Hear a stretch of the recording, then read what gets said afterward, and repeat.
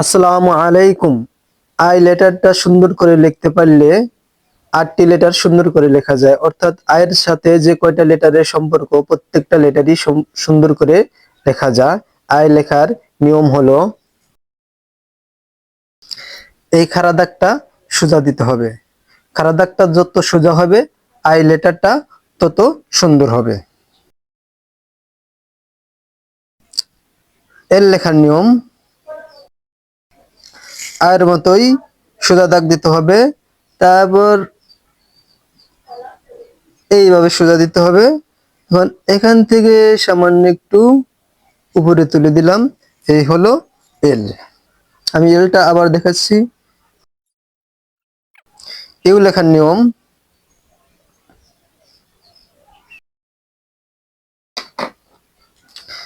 আয়ের মতোই এই দাগটা আর এই দাগটা সোজা থাকবে।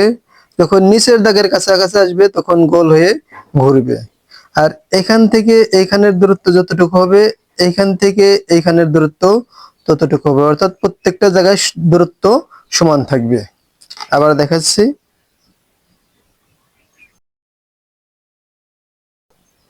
এফ লেখার নিয়ম হলো আয়ের মতোই সোজা দাগ দিতে হবে, তারপর উপর সোজা এইভাবে যেতে হবে। এখন এখান থেকে সামান্য একটু নামিয়ে দিলাম, আর খাড়া দাগের মাঝখান থেকে এইভাবে একটু দিয়ে দিলাম। এই দাগটা থাকবে এই উপরে দাগের অর্ধেক। আবার দেখাচ্ছি। এই লেখার নিয়ম আর মতোই সোজা দাগ দিতে হবে,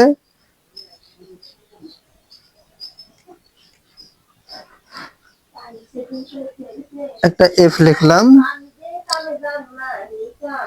এখন এখান থেকে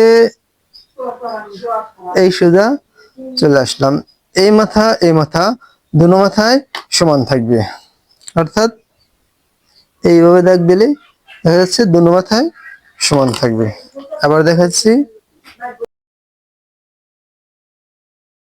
এখন এইচ লেখার নিয়ম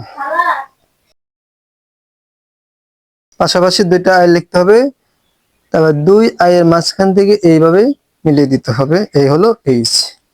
আবার দেখাচ্ছি। এই হলো এইচ। এখন দেখবো টি লেখার নিয়ম।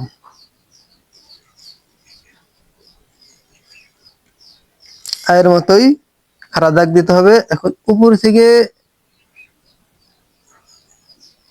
এইভাবে দিতে হবে, এই দিকে একটু নামিয়ে দিলাম, এই দিক থেকে একটু নামিয়ে দিলাম, এই হলো টি। এই খাড়া দাগটা থাকবে উপর দাগের মাঝখানে।